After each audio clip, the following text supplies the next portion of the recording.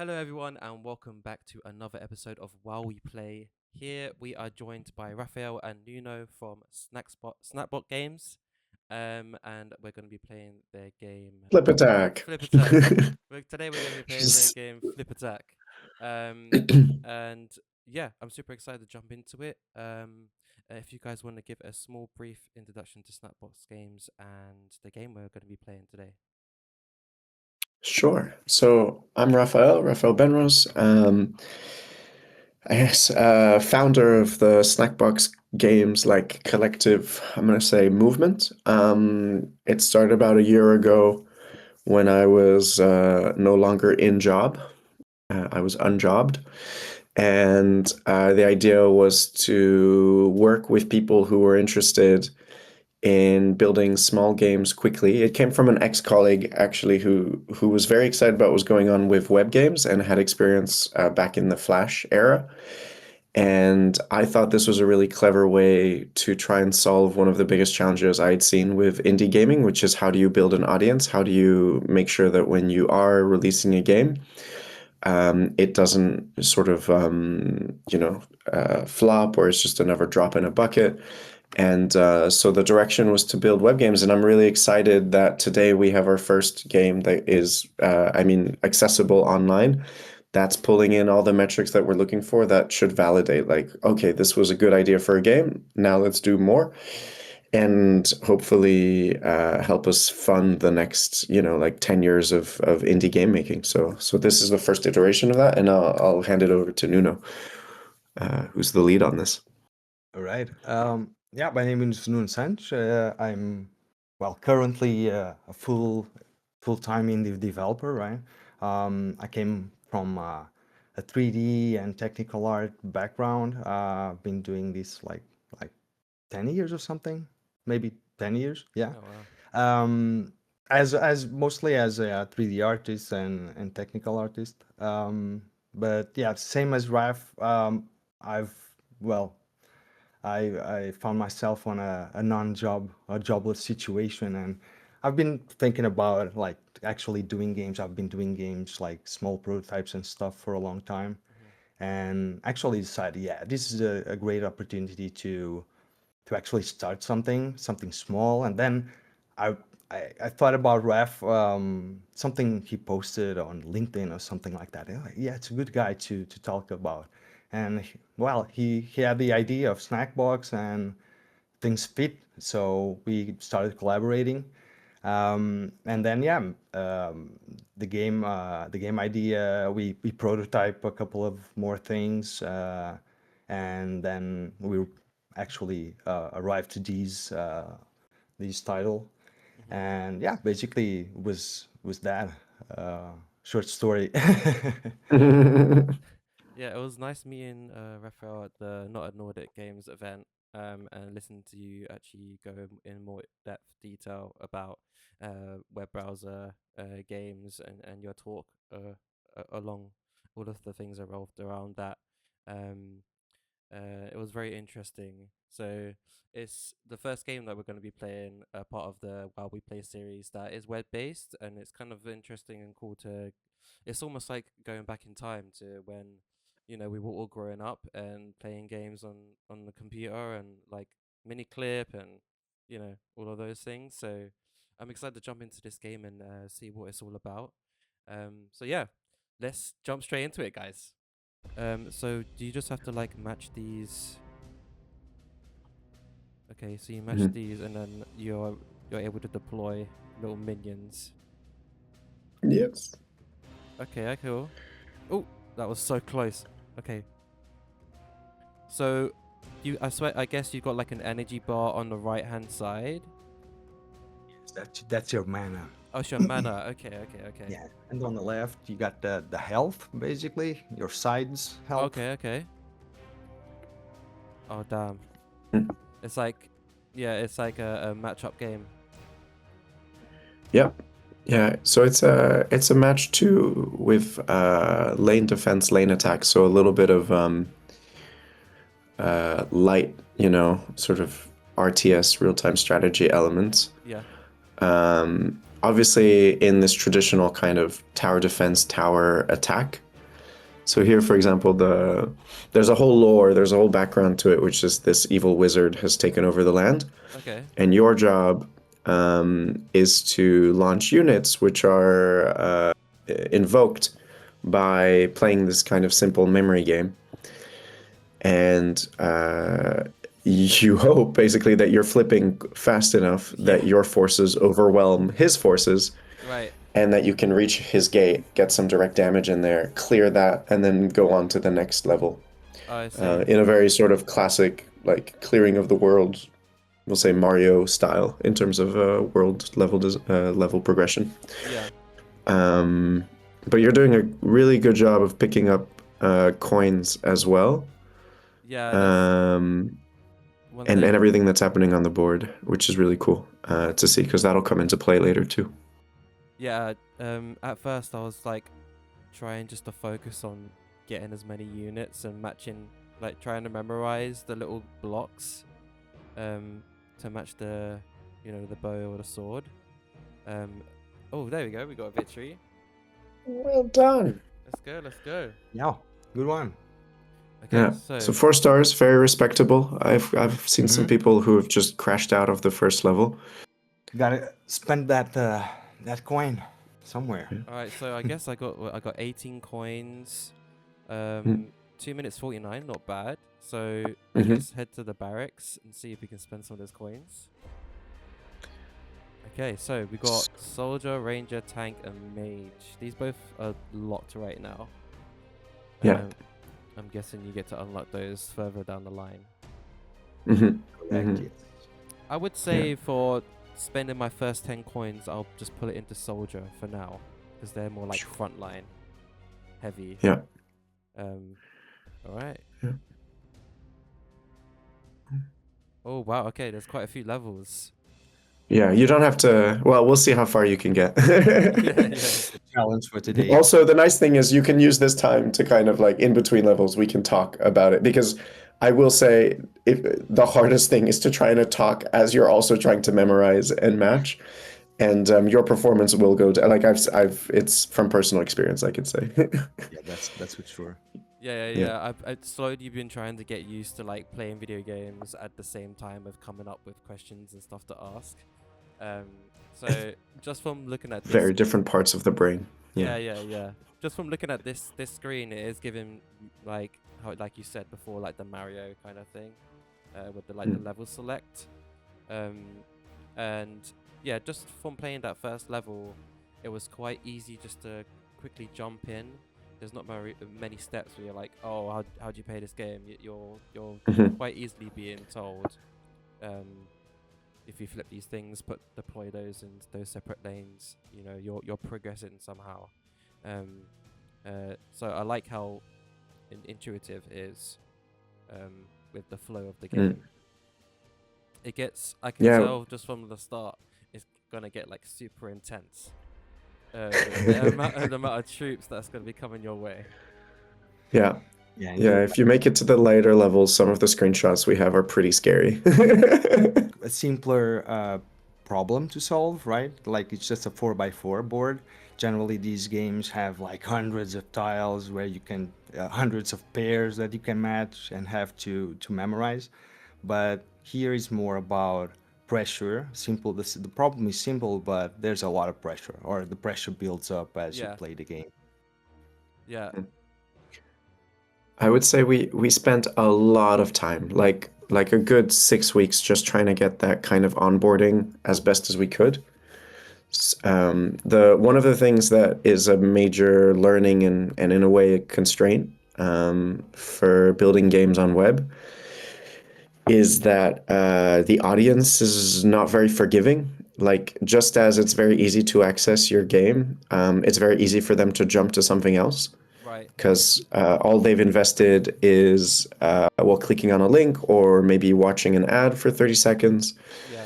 So there's a risk that if you provide too many barriers or there's an obstacle that like isn't super smooth, they might drop off before they've seen just like how fun the game could be.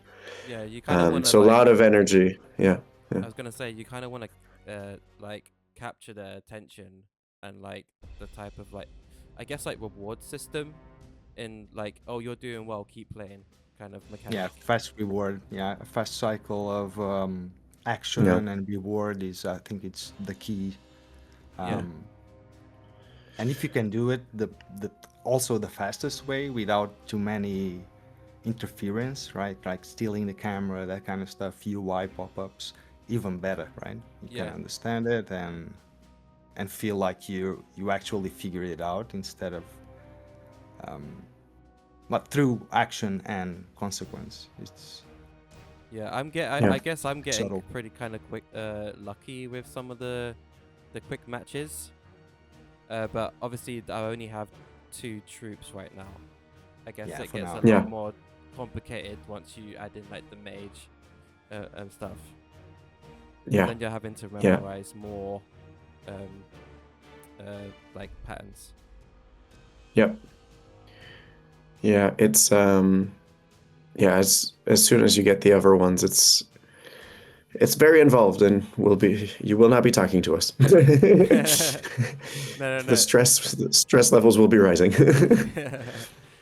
Yeah, I guess that's one thing that's good about this game is that it does have that retention or like captivating the player's attention pretty quick. Ooh, There you go. Yay.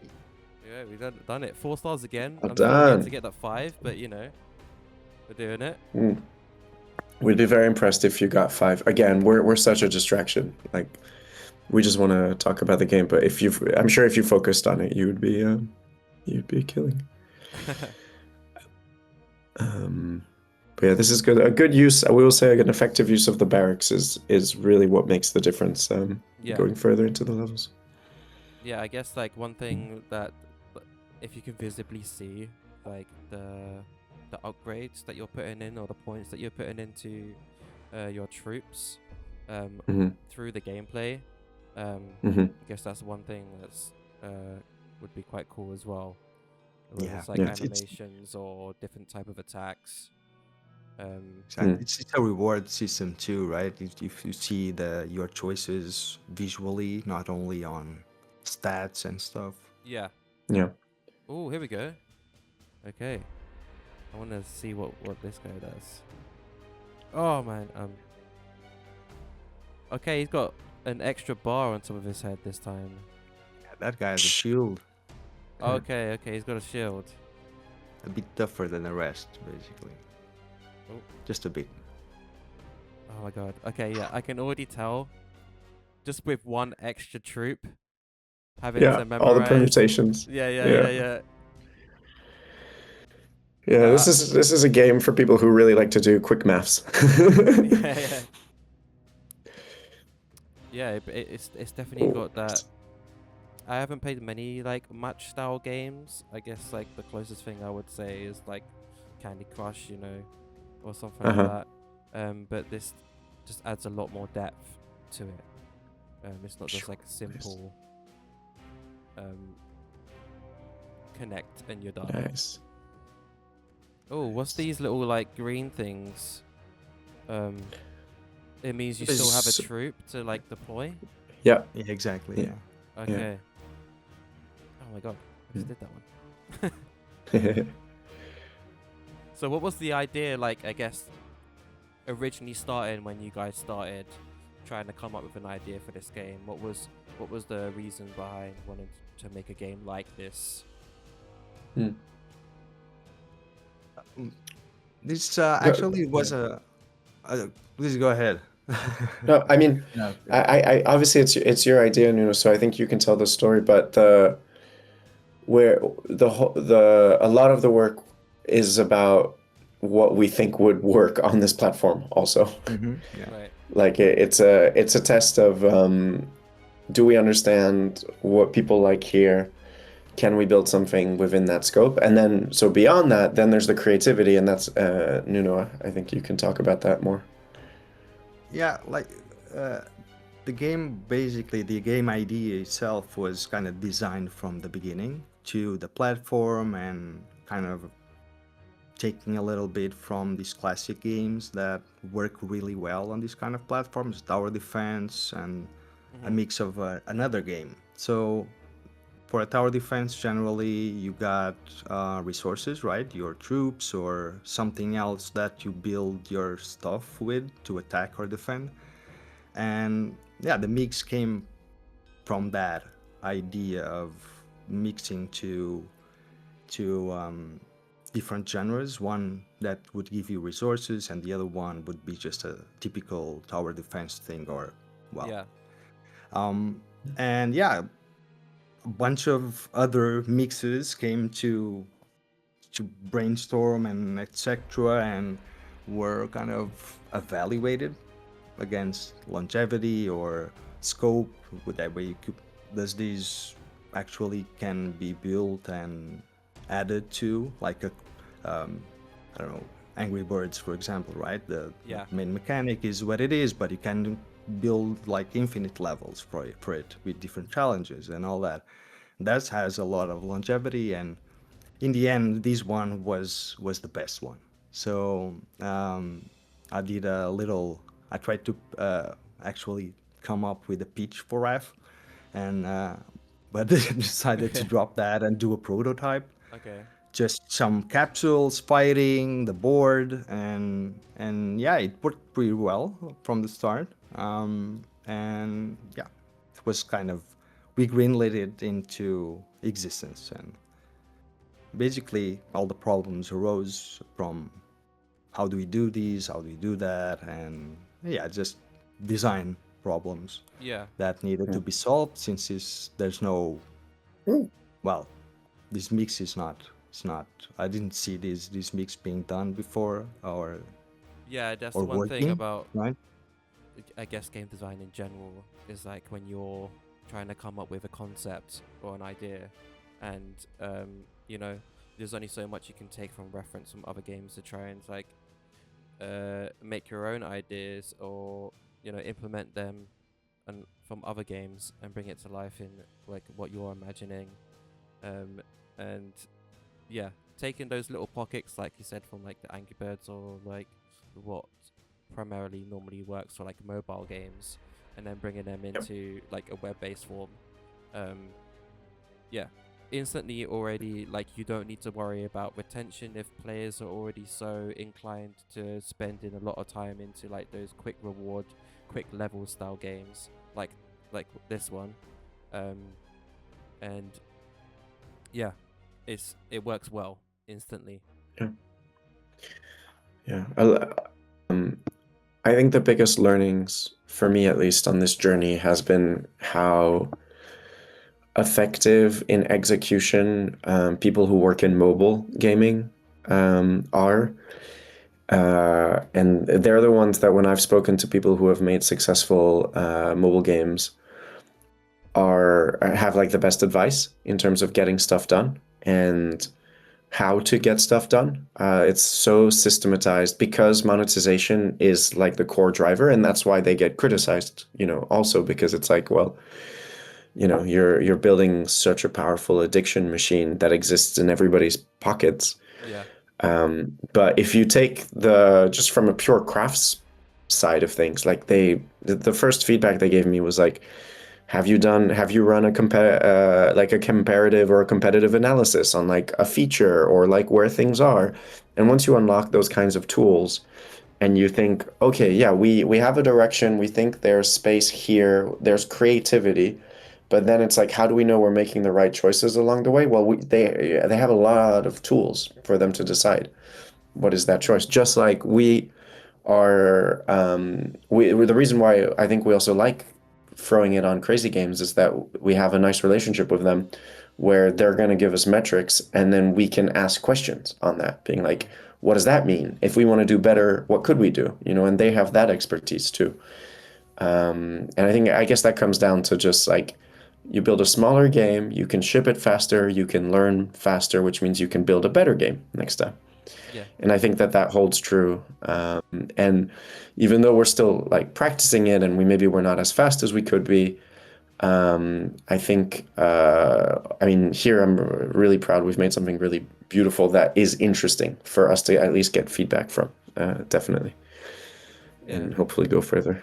Yeah. you're always learning from every game that you put out, how it works, and I guess with you having crazy games and that type of platform where you can get those metrics to get reviews or feedback or any type of stats that you can look into and be like, okay, so the player played this game for this amount of levels, or they really like this element Hmm. of the game, then you could take that further and use it in the next games that you are going to be working on or want to bring out, because that always helps with the next idea that you might have.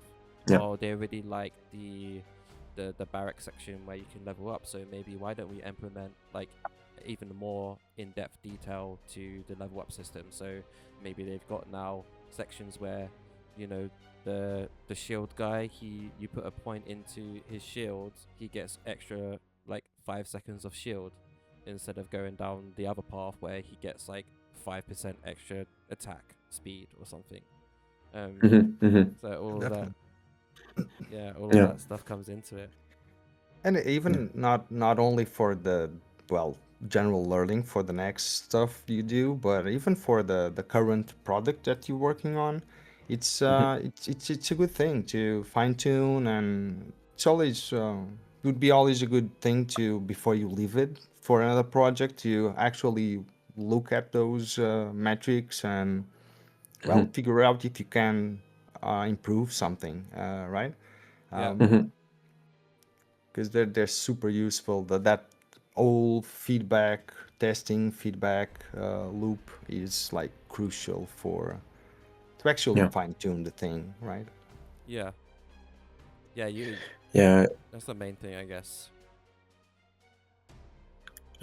The Yeah, my theory was, and because I was helping other indies at the time, some of them, I mean, most of them, so talented. I've worked with some very talented people that, because the game never really launches or sees enough people, regardless of like who those people are, it's just they don't have the opportunity to really learn what they did well and what they did poorly. Yeah, And I think unless you have some really honest friends and they're willing and you're willing to spend the time truly figuring out, which I think takes a lot of confidence, like self-aware and a bit of luck. It's I don't know how else you could become a better designer, basically, like a better maker of games, unless you're getting that feedback. So That's um, here 100%. we don't know necessarily who are all the people playing our game, but at least we know that there's like 100 people playing our game, you know, or potentially 1 million people playing our game if we get there. So um, that's already more information that not only is that for free, but like otherwise I would have had to have paid for it, and I'm not sure I would ever had it with the effort, you know, I put it. yeah. Like games back in the day, you would just like I said, when we were all playing web browser games, you'll just be playing it because you really enjoyed the game, and you know, once word of mouth, like if there's a competitive side of it, then all of your friends are playing the game, and then everyone wants to try and beat your score, etc., and like that. So, you got people these days that are like, oh, I'm on this level of this game, and then Mhm. everyone wants to try and jump in to try and be better than you or get a higher level, for example. And I guess you got that with this game. You got the different Mm. levels. I don't know how far it goes once you beat. Oh my god! Hold on a minute. My God. We're being overrun here. I think I might die. You just got swarmed, yeah. Yeah. This came out of nowhere. Help! Help! Was that supposed to happen? It just came out of nowhere. Yeah, so it's kind of a battle resolution system that we got there. Yeah, this is a good example of a design decision. So this could just go forever, right? Because of the all the dynamics of flipping and all Mm. that. Um, so the levels themselves have like a difficulty or a pressure curve, and Okay. they're expected to have about X amount of time, right? And it's basically your, well, how good you're doing, right? That will Mm. determine if you reach that level, like you didn't really beat the level, but there's a little bit of leeway, and then where the resolution phase comes in, right? In that resolution, you have a certain time that is not disclosed. Not Okay. sure if that's a good design decision or not. Well, it's one of the things that we are constantly well, we need to learn about it. But yeah, at a certain point, you get a resolution, and the game will tax you if you're not doing as expected at a certain point. Right, yeah, you're supposed to be But performing a certain amount of speed, mhm, or yeah, at yeah, yeah. least have a certain amount of troops on each lane, so you don't Hmm. get punished for playing poorly, I guess. But because obviously I was focused on chatting with you guys, my attention was Ah, like definitely, rather yeah, yeah, low. yeah, So, but I yeah. get it. It kind of works with that. You know, if you want the player to be doing the best they can, Hmm. you know, they're gonna try hard the next time they retry the level to make sure they don't get bombarded again. Reach that point, exactly, yeah. Yeah, yeah, But yeah. even though I'm not 100% on that, on the if I like it or not enough, but it's one of the biggest contention points on my side is this resolution stage and how this plays off. How does the person who's playing it feel about it? Right. Because it just little differences or little tweaks could make it feel unfair or too clear what's going on, Yeah. so It's not too um bad about like losing a level if you can easily kind of like go back and learn from your mistakes and do it again and mhm, then hopefully complete it. But if there's like such a strong learning curve where you are constantly getting bombarded because you are just playing too slow, then obviously the rework exactly, with yeah. like trying to figure out, okay, let's scale that difficulty down a little bit so it's not too difficult, Mhm. because then obviously your retention, someone's going to get to that level and then be like, oh, I can't complete this level anymore, and then not come back to your game or not want to try and come back to your game and play it. Um, Yeah, Mm. yeah, think in this case, this system plays a big part of it because you should be leaving the level, whatever you win or lose, with the feeling that if you lost the level, you basically and you know how to do it. It's okay. I just didn't do it. You yeah, just no, I don't have a clue how to beat this thing. I saw it, but I lost the timing or something like that. yeah, um, because if it becomes really unfair, I don't know how to do it. It's easy for this developer to make things so obscure and difficult, right? yeah. I guess That like you're basically trying to teach the player that like at this point in the game, being on level 4, that you should have somewhat basic understanding of how quick you should be playing all the mechanics with like, okay, get those troops on those lanes as fast as you can. And or probably the way you there's, do it too. yeah, the way you do it, the like picking the lanes for each troop, understanding, Or just okay, we need you know, a warrior on this lane. There's like tactics to it, I guess. yeah, there's a level of tactics to that too. Obviously, there's the mass thing. You can distribute your troops, or you can just make a big ball of troops on one lane and just destroy that lane. Yeah, And obviously, the synergies between the characters, right? If you have a tank, right? So that lane will be a little bit more buffed out in terms of HP and defense. So yeah, the way you put it, the rangers, the range of the rangers, all just the mechanics of each character, close range, uh, melees, and armoreds and that kind of stuff. yeah. Um, I don't tend to really have like a strategy when it comes to like knowing where to place the troops. I kind of just, I panic, and if I see it go red, I'll just place that troop there. But that's a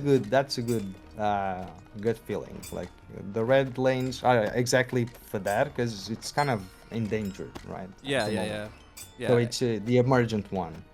Um, but that's another one, right? If you just let the enemy get too close to your objective, you'll pay for that eventually. yeah, You lose the control of the battlefield, basically, right? yeah. I like how fast paced it is though. It's not too punishing. Like, it's teaching you a lesson kind of. Like, make sure your lanes are well balanced with the amount of troops that's on each lane. Because you could just get Exactly. carried away and kind of just stack one lane and hope that that pushes more than the others, where it's just going to clear the level. Hmm. Mm-hmm. That's closer to how I play. Yeah, where you stack And lanes. I like to make sure I have this really weird systematic. Firstly, I have a systematic approach to clearing the boards, um, which I find very satisfying for myself. I do lose, like I haven't beaten the game. It's really hard for me, but because I can't maintain that level of concentration. I usually only play in one go. Yeah. Um, but aside from how I clear the boards, it's really important for me to always have like an archer and a soldier in each lane, just sort of like deployed at the same time. Hey. Let's go. So yeah, I go archer, soldier, archer, soldier, and then I just try and dominate one lane after that. Okay, So, yeah. but while always maintaining, if I can, an archer soldier kind of situation, if I know that there's something coming. So having kind of a two line kind of thing. A good Yeah, strategy. You just need to yeah, keep the other lanes out of your totem, right? You don't need to dominate them. Just yeah, keep the enemy at bay from, and just focus on one. That's a good one. Yeah, I think a yeah. lot of people, when it comes to tower defense games in general, is that they try to evenly output their troops or their Mm-hmm. soldiers, or minions, like in each lane, so it's like kind of evened Yeah. out. And because your gameplay, you've got 3 to 4 lanes, that have constant troops always coming. Um, I can't tell if there is different types of troops or it's just the one set based enemy. And Mm-hmm. if there were different ones, then obviously you will strategize. You're like, oh, I need more archers on that lane because the enemies on that lane are slower, so they can Yeah. shoot them and wear them down a bit quicker. Yeah. Mhm. It's something that was brought up by another friend, which was how can we signal what patterns could you learn as a player? So how do you know what's coming up in what lane even so you can so it pushes you to play tactically one way or another, as in it forces you to make a choice. You still have a choice. You could either react this way or that way or not at all to it. But being able to signal that information more clearly and at what level of impact does it have on the game is a good question. I was also going to say we don't. I think the difference between a tower defense game and what we kind of call a tower attack game is a tower defense. You're training yourself to deal with how do you say like a challenge. Like the game is going to test you on something. Like it's going to Problem solving. throw an enemy that you've been practicing for, whether you knew it or not. Yeah, Whereas with a tower attack, ultimately we want to overwhelm the enemy and crush the gate. So I don't think we've spent as much time in terms of like what's the specific interactions that could happen on the lane between this kind of enemy versus this type of enemy. Should we have like a mini boss version of that enemy that comes in? I mean, at least I haven't had that conversation with Nuno. But because I think the joy and the feeling and the kind of game that we want to make them feel like is like, oh, you're doing such a good job matching. Here's your unstoppable force about to take down this gate, you know, and that feeling I think is a different sense of achievement than oh, you've managed to deal with waves of enemies kind of thing. yeah. I think when it comes to tower defense games as well, that makes it a lot more different to your guys' game is that you have those intervals where you can strategically place your troops on the map, Mm-hmm. whereas Yeah. your game is like you just spawn them on the lanes as the enemies are coming. You don't have like, Mhm.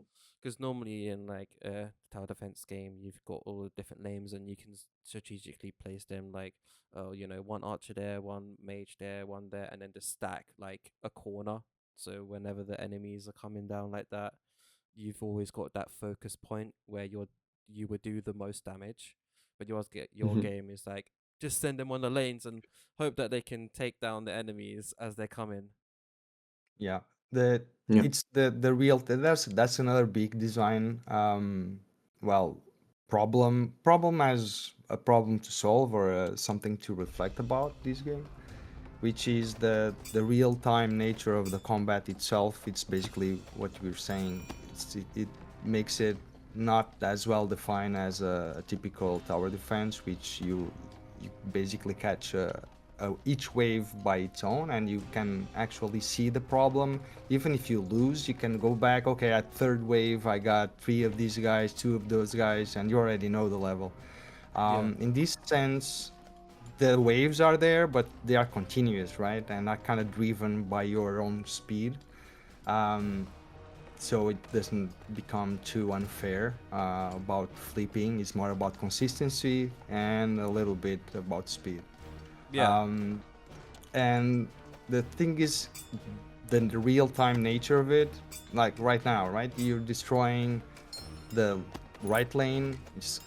They become unbalanced because you didn't have a real distribution, actual distribution one-to-one to the enemies, right? So Yeah. you got an unbalanced wave now. The second wave will catch up differently in each lane, and this becomes messy, right? Yeah. In terms of readability, actually seeing the problem and reacting to it. Then there's the second part. The board won't provide everything to you. It will provide what will provide. It doesn't mean it's the solution for the problem you have in front of you. Mhm. That's another Yeah. problem. How to sync these up in a Yeah. real-time fashion, Yeah. right? Yeah. And even if you do, you might just um, slow a little bit for just a couple of seconds, and you lost that entry point. Yeah. So yet another design problem to solve. Um, well, in the end, to get the best of it, right? You don't need to be perfect, just fun and fair. I Yeah. think it's the two F's, two important F's. And it's Yeah. always like, I guess it's a little bit not luck based, but kind of just how genuinely good the player is at memorizing things. You can only implement as not really handicaps, but you can only really implement like enough handholding where, okay, we're gonna put, I don't know how like the board is, it's very randomized. It's not always the same. With the way that the tiles load up. But Oh yeah, given there's no predefined way. Yeah, it's a random selection. yeah. Yes. Yeah, yeah, Which yeah. is part of the it's part of the difficulty too. Like there's 2 parts of the difficulty to this game. One is the board, and the other one is the battlefield. The battlefield will obviously be more and less spaced out waves. In terms of the board, you got more possible combinations, and well, that's about it, right? It's always a 4x4.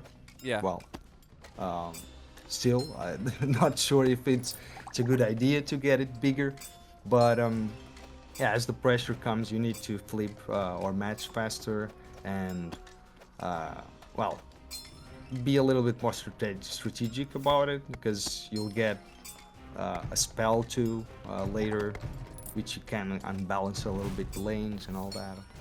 Spoilers. Yeah. Spoiler. Yeah. I managed to defend that like quite. Yeah, it was clear there was more enemy troops coming down on the left side than the other two. But still, the battlefield was yours. You made it. Yeah. You made it. Nice. I was stressing out for a little bit. I was like, oh boy, Yeah, yeah, same. Yeah, I he's was like, tight corner. He's played himself. yeah. I was focusing more on the other two lanes, and then it hit me that I need to start focusing. I've been lacking on putting troops down on the Now right hand you side. recovered magnificently. Yeah. Yeah. I would trust you as a general. Yeah, I think he passes. If you can go through 1 through 5 as having a three-way conversation, I think you're good. Yeah.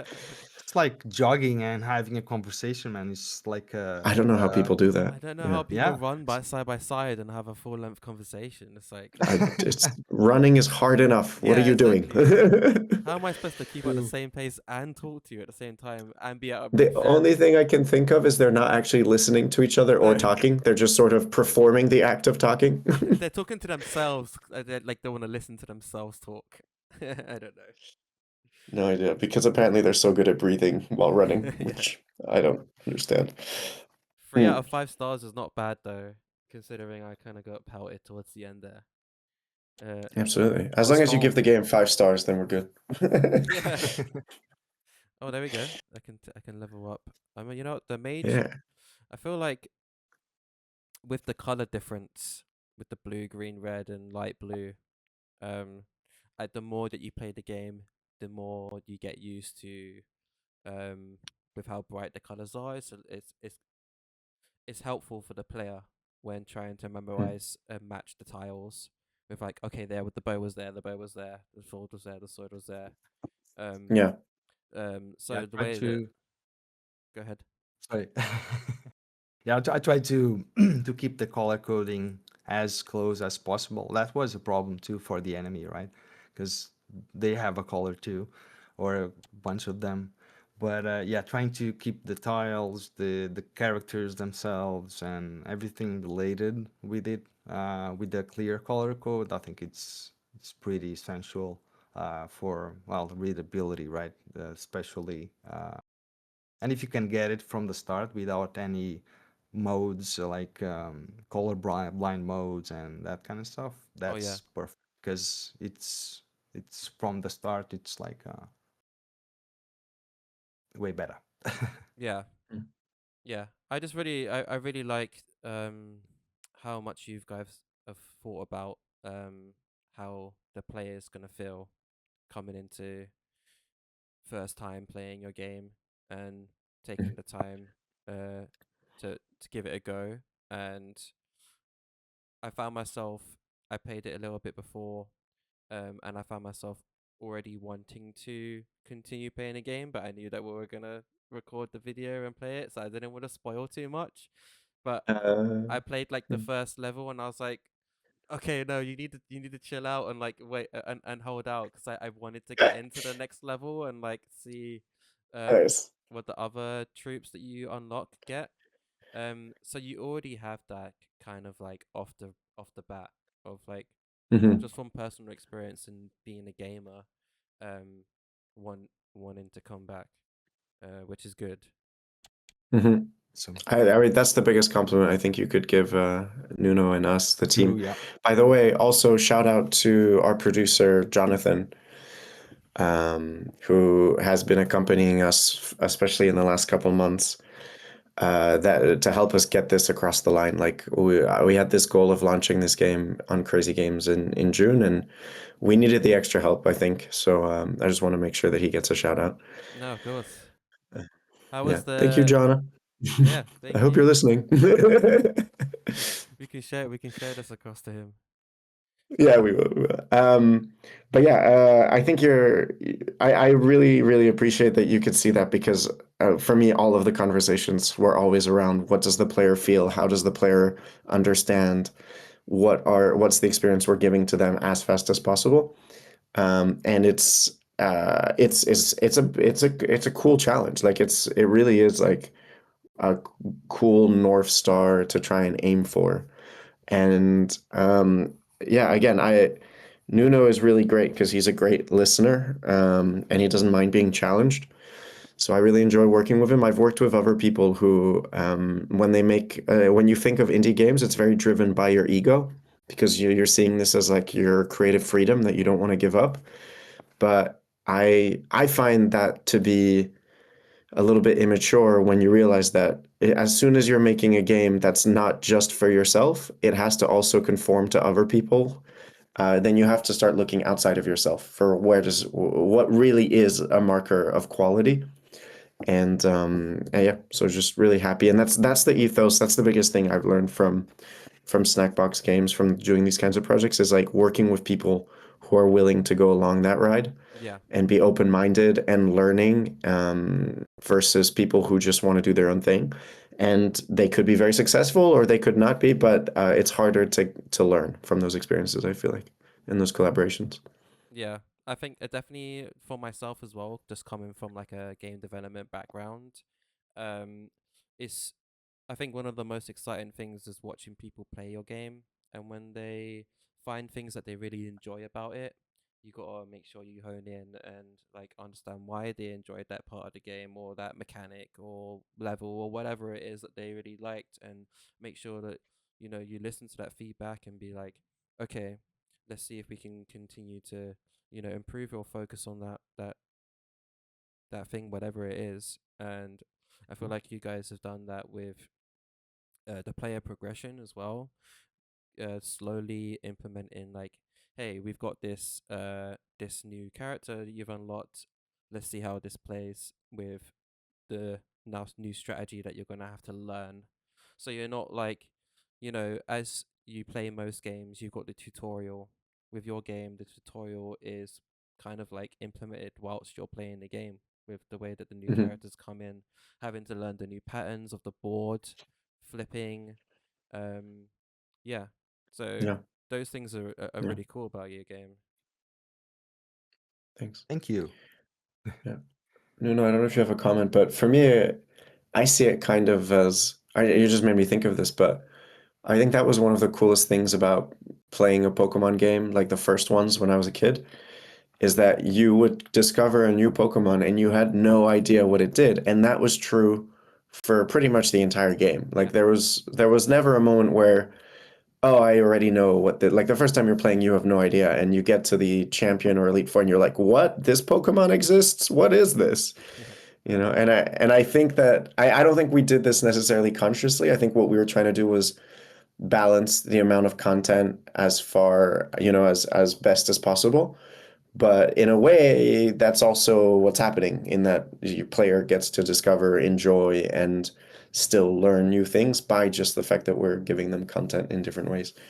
Well, what's interesting now is you've unlocked all of the units, so the rest of the way now is really hopefully optimizing your strategy. Yeah. Except that there will be a couple, like at least one other thing that will help, hopefully, for you to deploy. As you unlock more things, more complex board clearing becomes, right? Because you have more tiles now, not tile types. So it's not I mean, I don't know, Nuno, if we've ever talked about those kinds of curves, but Mhm. um, on one level, yes, a new unit meets a new power, but it also means you have to pay closer attention to the board. Yeah. Yeah, definitely. And that also came in play when distributing. Why not like unlocking immediately the new units, for example? And imagine that you spend all your money on unlocking the tank, right? Early on. Your board will become way way more difficult than it should be at that level, you know. So even the quantity of units, like Raphael was saying, that is it's crucial to your performance, because obviously more pairs, you need to be more precise, and you don't have too much to, well, options, right? You need to remember where all the pieces are. Yeah. So yeah, later, and there's a progression. Yeah, you start with like 2 pairs, and then 3 pairs, 4 pairs Oh maximum. wow, okay. Yeah, I was So gonna in the ask end, like, what in terms of development, what's obviously, without saying too much, what's like some more ideas that you guys feel like would be cool to add as a feature or mechanic or whatever to this game? I think a boss And fight would be. I think yeah, it's planned. I don't think it's kind of planned. yeah. Not sure how that would go about, like, completely, but I think a boss fight. This game deserves a boss fight. That castle in the end on the map is it's kind of a promise of a boss fight.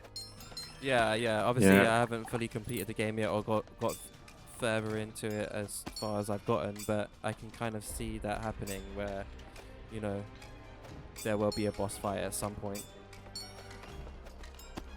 Yeah, I think I mean you've kind of mentioned some of the directions we could go as well. Like, can we go deeper and more granular in terms of the ways you upgrade your units? Yeah. For me, there's also like is the 1, 2, 3, 4, 5, 6, 7, 8, 9, 10 sort of like level design the most interesting? Could there be an endless mode that like you can that's also I guess interesting.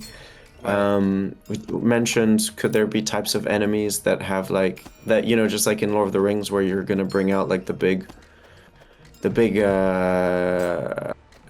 was it goblin or like the like these are like the minions, and then maybe there's Yeah. like a larger bad guy that could come out once in a while. Oh Okay, yeah. like a mini boss, yeah.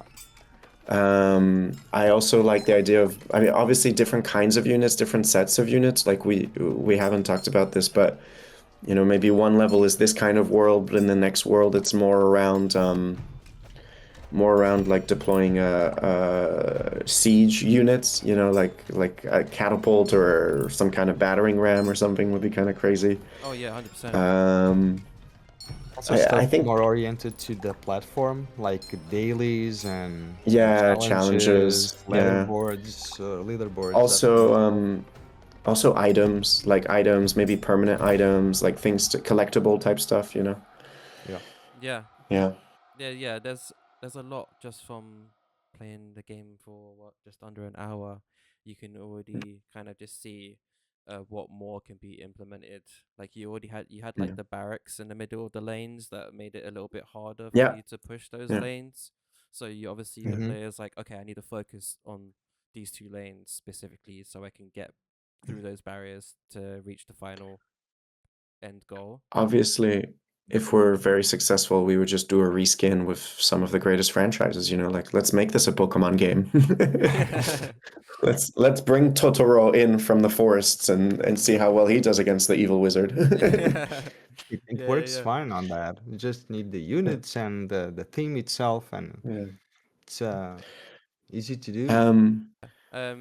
Yeah, you guys have done a fantastic job with being able to produce uh, a quick, uh, small indie game like this one. It got me uh wanting to play more just straight off the bat. So, yeah, and I'm excited to see what you guys have more to offer with this game. I'm definitely gonna go off and like complete this game by myself. Once we finish. Please Um, send us a screenshot in the Discord. Yeah, I yeah. want to see that level 14 wiener screen. All right. Yeah, Yeah. 100%. Yeah. Yeah, I really appreciate both of you guys coming on to join me and chat about your game. I had loads of fun playing it. Um, yeah, if you guys have any final words, just chat about it. Thank you for having us. Basically, No, yeah. it's been Really great. appreciate the opportunity. Yeah, exactly. We have we'll hopefully we'll get some more feedback on the game this week, and we'll know where it's aiming for. But yeah, hopefully it's something that the audience can try themselves through a link, and it'll just get better and better. And our team hopefully will keep working on it. So yeah, thank you so much for the opportunity, the exposure. It's really nice to be able to share our thoughts. Yeah. Yeah, of course. Yeah. Well, thank you guys for joining Yeah. me. Thank you everyone for watching today's episode of While We Play. We'll be back very, very soon for another episode for you guys. But if you want to check out the game, I will leave a link in the description. Go play it out, see how far you can get. And yeah, thanks so much for watching. Like and subscribe, and we'll catch you in the next one. Bye bye. Woo! Sweet. Bye. Bye. Awesome. Appreciate